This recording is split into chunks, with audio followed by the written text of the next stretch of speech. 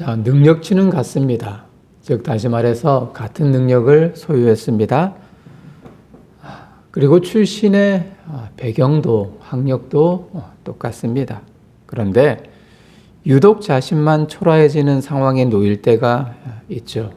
자, 그러면 참 답답하기도 하고 때로는 자신보다 못하지만 오히려 승승장구하는 사람들을 바라보면서 시기하고 질투하는 그런 경우들도 참으로 많이 볼 수 있습니다.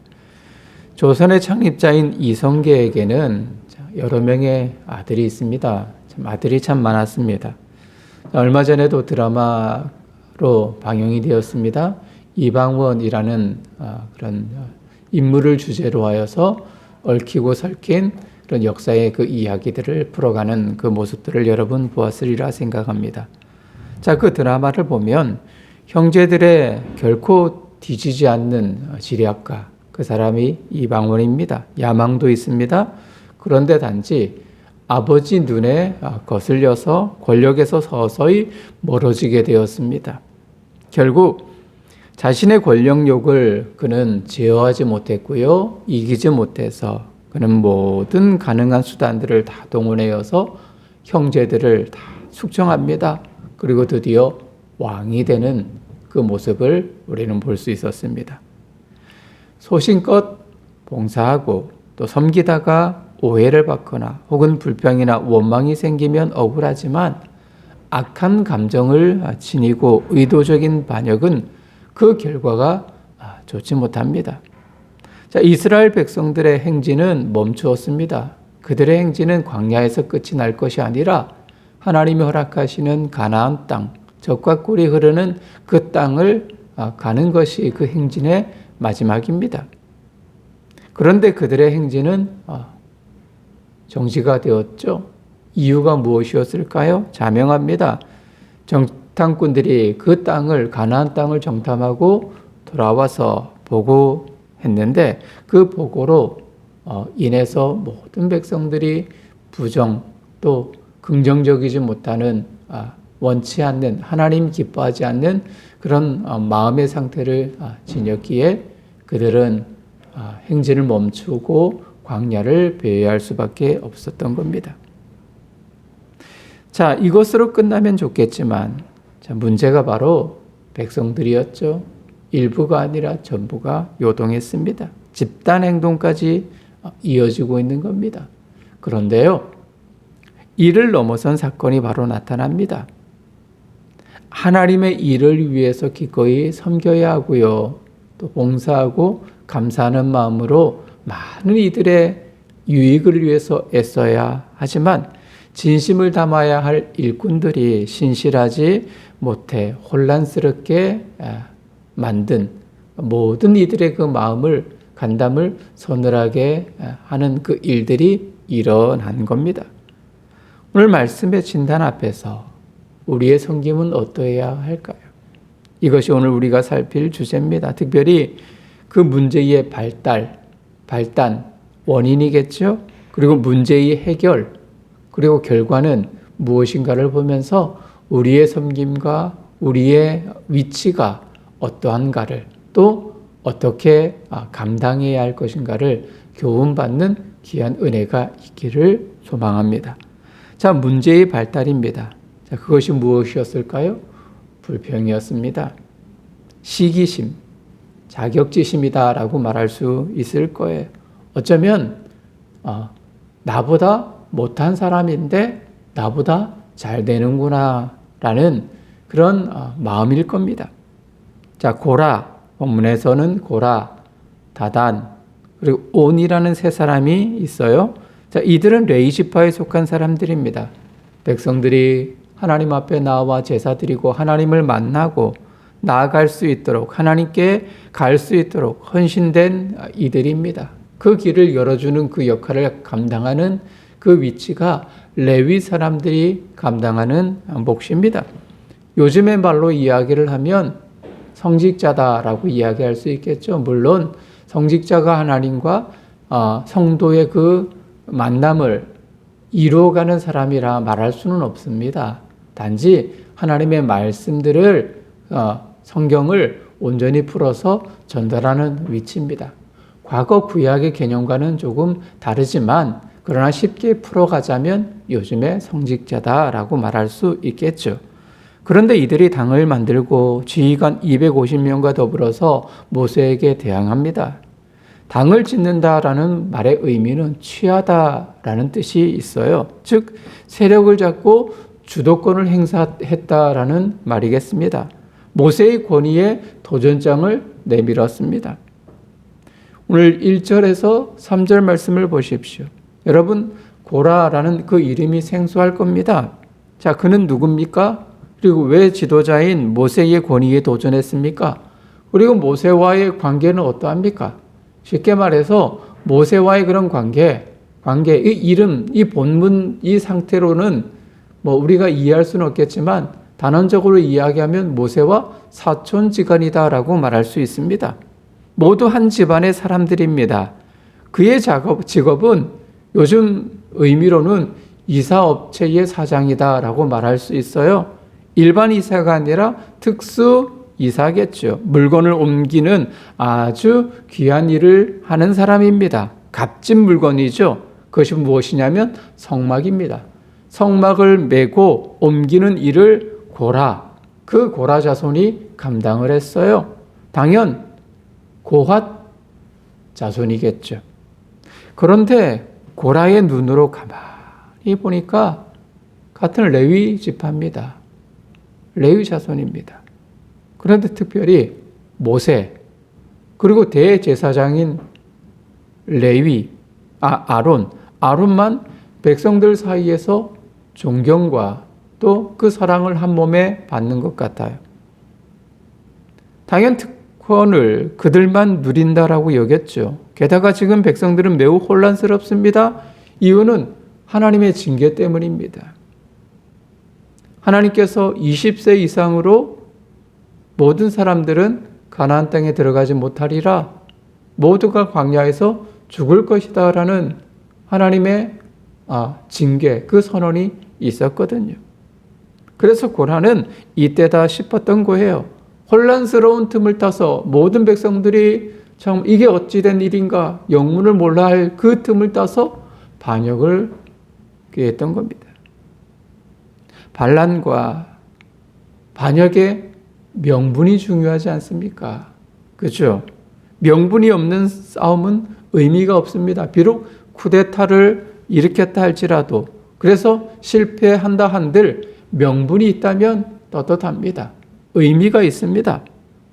과거 조선을 세운 이성계가 참 이 쿠데타를 일으켰죠. 위화도 회군, 역사적인 그 의미에서 여러분들 어떤 의미인지를 잘 알고 있을 거예요.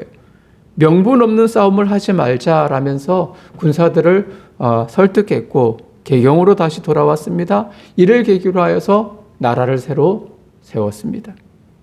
칼을 들어서 정권을 바꾼 그 모든 이들 역시도 명분 있는 개혁을 주장했습니다. 그런데 여러분, 고라의 불평과 불만은 명분이 없습니다. 근거가 없다는 이야기입니다. 왜냐하면 모세와 아론, 모세는 이스라엘 백성들을 인도하는 지도자입니다. 그리고 아론은 대제사장, 하나님을 만날 수 있는 그런 매개체 역할을 하도록 세운 분이 누구냐면 하나님이었거든요. 그들 스스로 지도자가 된 게 아닙니다. 아론이 대제사장이 내가 되고 싶어서 내가 하겠다라고 선언해서 대제사장이 된 것이 아니라는 이야기예요. 그들 스스로를 높인 것이 아니라 하나님, 왕이신 하나님이 그들을 높이셨기 때문이에요. 또한 다른 지파들 역시도 특별히 고핫 자손의 후손인 이 고라도 아주 하나님과 가까이 하면서 그 직무를 감당하는 사람이었습니다. 성막을 옮기는 그 일이 아주 하찮은 일이 아니었거든요. 대단한 것이었거든요. 고라가 맡은 일 역시 이렇게 중요한 일이었습니다만, 그래서 고라가 불평하기보다는 오히려 맡기신 그 직분을 잘 감당하는 것이 오히려 마땅했던 겁니다. 그런데 그는 그렇게 하지 못했던 거예요. 최근 들어 영화나 드라마를 보면 조연들이 참 아주 기가 막힌 그 역할들을 잘 감당하는 것을 볼 수가 있습니다. 주연 못지 않는 그 빛나는 역할을 감당하죠. 자신이 빛내려고 하거나 또는 주연을 빛내지 못하면 그 수명은 끝입니다. 그래서 주연보다 어려운 것이 오히려 조연입니다. 주연을 빛내면 자신도 빛나게 마련입니다. 살아가면서 조연을 잘한 사람이 결국 훌륭한 주연이 되는 것을 많이 보게 되죠. 사회생활도 그렇고요. 직장과 가정에서도 똑같습니다. 누구나 살아가면서 자신의 얼굴을 내밀고 싶어하고 또 튀고 싶어하며 드라마의 주인공이 되고 싶어합니다. 그것은 드라마나 영화에서도 주연인 주인공은 가장 주목을 받기 때문이에요. 그런데 이런 풍토가 요즘은 많이 달라지고 있습니다. 여러분 인기 있었던 상도 많이 받았던 기생충이라는 영화 여러분 기억나시죠? 또 최근에는 오징어 게임 등등해서 그런 한국 드라마에 대한 호평이 세계 많은 나라들에서 칭찬 일색입니다. 이런 잘된 영화나 드라마일수록 주연보다 더 빛나는 역할을 했던 그 이들이 바로 조연이었던 거죠. 그들의 감초 연기가 빛을 발했기 때문에 한국 영화가 많은 세계적으로 인기를 누리고 또 많은 찬사를 받을 수 있었던 겁니다. 주연은 항상 누군가 뒤에서 따라올까 봐 긴장을 떨칠 수 없지만 주연보다 더 빛나는 조연들은 탄탄한 연기력으로 긴 생명력을 유지하곤 합니다. 어떻게 이렇게 한결같이 자기 자리를 지킬 수 있었고 고된 현장에서도 행복을 느낄 수 있을까 생각해 보면 이런 결론에 이를 수밖에 없는 거예요. 오늘 본문에 나타나는 반역의 주인공인 고라. 결코 주연에 뒤지지 않는 소중한 분야에서 사역하는 하나님의 사람임에 틀림이 없습니다. 하지만 열등의식과 이기적인 욕심에 사로잡혀서 하나님의 권위에 도전했던 거죠. 우리 위치에서 주신 본국에 감사하는 것이 하나님의 귀한 뜻임을 여러분 마음에 새기며 살아가기를 주님의 이름으로 부탁드립니다. 자, 두 번째. 문제에 대한 해답은 누구에게 있을까요? 그 해답은 사람에게 있지 않습니다. 그 해답은 하나님께 있습니다. 자, 쿠데타의 세력이 계속해서 거세지고 있습니다. 이를 어떻게 해결해야 할까요? 두 가지 생각을 할 수 있습니다. 처리할 방법을 우리가 곰곰이 생각해 보면 그 세력보다 더 힘센 세력을 규합하거나, 그죠? 그래서 그들을 힘으로 눌러버리는 그 방법. 이것이 하나이고요. 또 하나는 어떻습니까? 그 세력이 점차 거세지면 그들과 대화를 시도하여서 굴복하거나 혹은 타협점을 마련하여서 서로 윈윈할 수 있는 그 방법. 두 가지 방법 가운데 하나를 취사 선택해야 되겠죠. 그런데 여러분 민수기 16장 5절과 7절 그리고 16장 12절에 13절 말씀을 보면은 모세의 태도에 대해서 우리가 교훈을 얻을 수 있습니다. 먼저 10절 말씀을 보면 고라 무리가 모세에게 요구한 것을 알 수 있는데요. 그들이 요구한 것은 제사장 직분이었어요. 하나님이 너와 내 모든 형제 레위 자손으로 너와 함께 가까이 오게 하셨거늘 너희가 오히려 제사장의 직분을 구하겠느냐? 모세가 그들에게 되물었는 거죠. 왜 너희들이 하나님께서 맡기신 그 직분이 고귀함에도 불구하고 만족하지 못하고 제사장의 직분을 구하냐? 모세의 말입니다. 그리고 모세는 하나님께 나아가 기도합니다. 그리고 하나님의 말씀을 받고 명령을 내렸죠. 향로를 불에 담아 가져오너라. 모든 사람들에게, 반역에 동참한 모든 사람들에게 향로를 가져올 것을, 이 향로라는 것은 그 안에 불을 담아서 하나님 앞에 올려드리는 기도를 상징하는 것입니다. 자, 모든 그 반역에 동참한 사람들의 향로를 가져오면 하나님이 진정한 지도자가 누구인가를 판단해 주실 것이다 라는 의미였던 겁니다. 즉 모세는 하나님 앞에 기도했고요. 하나님 앞에 그 처벌을 맡겼다는 사실입니다. 이처럼 모세의 반응은 매우 단순했어요. 물론 분수에 지나치다라고 책망했지만 모세의 선택은 하나님께 무릎을 꿇었습니다. 분노하고 화를 내기보다 다른 백성을 교합하여서 그 모든 무리들을 힘으로 눌러버리기보다는 오히려 하나님 앞에 맡겼던 겁니다. 그리고 그분의 처분을 기다립니다.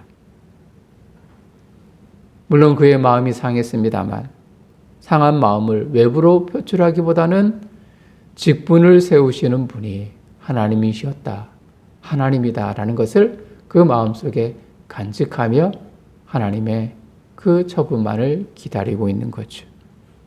그런데 고라 외에도 그 무리의 힘을 실었던 다단과 특별히 아비람의 유언비어가 난무합니다. 12절, 13절 참고해 보면 그들이 주장합니다.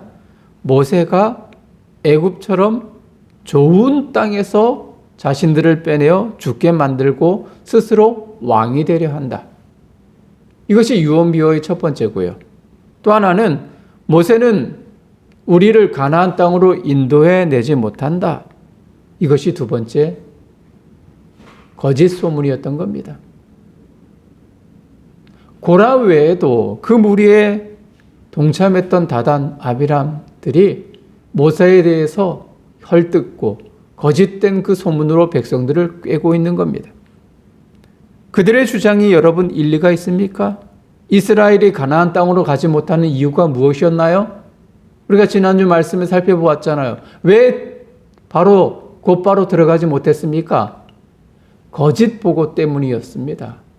그 땅이 좋은 땅이긴 하지만 안악 자손들로 인해서 우리는 그들을 점령하지 못하고 오히려 밥이 될 것이다라고 부정적인 보고했던 10명의 지도자 때문입니다. 그리고 모든 백성들이 그 말에 간담이 서늘해진 신앙 없는 불신앙의 태도였던 거죠. 그래서 가나안에 들어가지 못하고 38년을 광야에서 배회할 것이다라는 하나님의 그런 명령을 받았던 겁니다. 이들의 거짓된 주장, 태도에도 모세는 즉각 대응하지 않아요. 오히려 하나님께 판단을 맡겼습니다. 이전처럼 하나님 앞에 무릎을 꿇고요, 기도하고 있는 모세의 모습을 발견합니다. 사랑하는 성도님들, 일상의 생활 속에서 분노하고 또 그 분노에 반응해야 할 일들이 수없이 많습니다.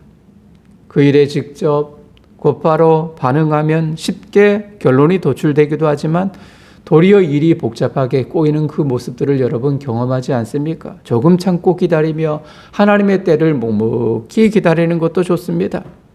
우리의 지식도 좋지만, 우리의 경험도 좋지만 그것보다 더 우선적인 것이 우리를 창조하시고 우리를 다스리시는, 인도하시는 하나님이 더 위대하시고 더 높지 않습니까? 그 하나님께 기도하면서 화분에 하나님의 처분을 기다리는 것이 우리의 선택이어야 하는 것입니다.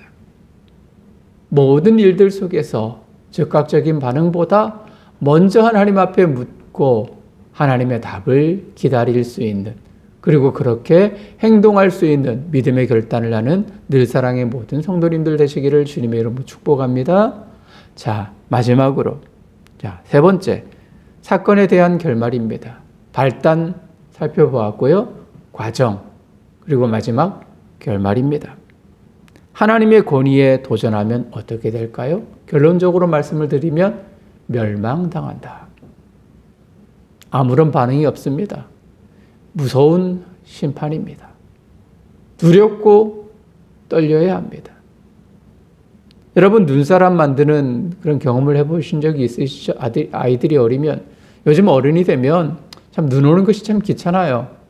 눈 오면 차가 더러워지고 도로가 엉망이어서 다니기도 불편하고 낭만 찾아보기 힘든 그런 시대가 좀 되어져 버린 것 같지만, 아이들이 어리면 아이들이 좋아하기에 눈사람을 한 번쯤은 만들어 본 경험이 있을 겁니다. 아이 손만한, 주먹만한 그 눈송이를 이렇게 굴리면 금세 커지기 시작하죠. 그리고 어느덧 어른 키보다 큰 눈덩이가 됩니다. 매우 사소한 것이 원인이 되어서 나중에는 걷잡을 수 없을 정도로 큰 결과를 일으키는 경우들이 있습니다. 시기심과 불평, 불만으로 시작된 고라 무리의 반역이 그러했던 거죠. 32절에서 35절 말씀을 참고해 보겠습니다.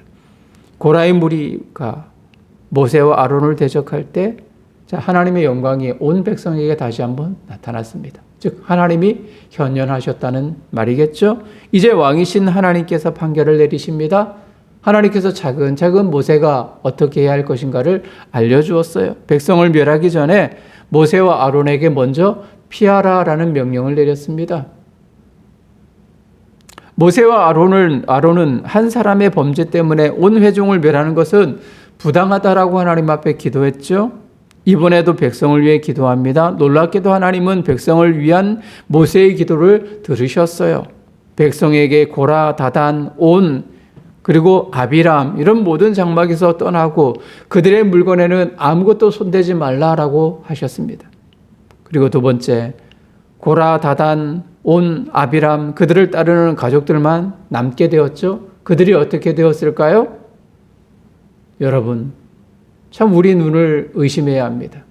갑자기 땅이 갈라졌습니다. 그들이 그 땅 속으로 꺼져버린 겁니다. 이것이 끝이 아니라 갈라진 반역의 무리에 동참한 모든 사람들이 그 안속으로 빨려들었고요. 그 갈라진 그 땅이 어떻게 됐을까요? 다시 합쳐졌습니다. 제 말로 이 성경의 그 이야기를 하지만 참 섬뜩합니다. 모든 무리의 백성들이 그 모습을 바라본 겁니다. 그리고 제사장 직분을 시기하여서 대적한 250명이 낸 향로에는 하나님의 불이 임했습니다. 이 불은 하나님의 응답의 불이 아니라 하나님의 심판의 불이었던 거죠. 그들 무리가 어떻게 됐을까요? 그 불에 의해서 모두가 죽었습니다. 불타 죽었습니다. 인간의 힘으로 할 수 없는 초자연적인 하나님의 심판이 임한 겁니다. 하나님의 심판이 너무 가혹한 것 아닐까요? 그렇지 않습니다. 그들은 단지 모세와 아론을 시기한 것이 아니라 그들을 세우신 하나님과 그 뜻을 불평한 것입니다. 왕이신 하나님을 대적하는 백성들은 하나님을 거부하는 백성들은 하나님께서 허락하시는 그 땅을 갈 수도 없고요. 하나님의 진노의 심판을 받을 수밖에 없는 것입니다. 하나님이 맡기신 직분에 만족하지 못하고 다른 것을 시기한 고라는 처참한 결과를 맞이했습니다. 이 말씀 묵상하면서 저 역시 반성합니다. 때로는 작은 교회를 이끌기에 또 경제적으로 만족하지 못하기에 간혹 가다가 목사들과끼리의 그런 이야기지만 목사가 된 것 후회한다. 왜 세상에 많은 그 일들이 있는데 왜 이 길을 선택했을까? 그런 말을 심심찮게 했던 과거 일들이 기억이 나더라고요. 실수였습니다. 하나님이 어떻게 생각하실까? 내가 되고 싶어서 된 것이 아니라 하나님이 세우신 직분인데 경제와 교회의 상황과 별개로 오히려 감사하고 기쁨으로 섬기는 것이 하나님이 허락하신 직분에 대한 반응인데도 불구하고 그렇지 못했던 과거 일들이 떠오릅니다.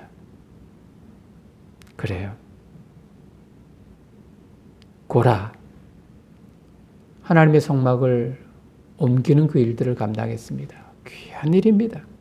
그러면 오히려 감사하고 더 열심히 또 성심껏 섬기고 봉사하면 오히려 그가 빛날 것이고 또 백성들이 기쁨으로 하나님과 교제할 수 있는 그 모습을 보면서 정말 즐거웠을 텐데 그런 아쉬움이 듭니다.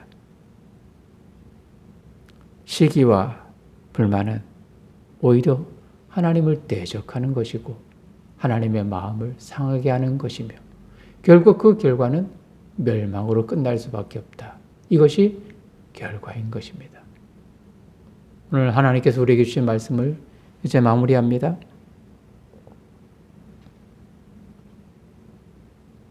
문제의 발단은 시기와 질투였습니다. 이는 반역으로 이어지죠. 그리고 모세는 모든 문제 해결을 하나님께 맡기며 기도했습니다.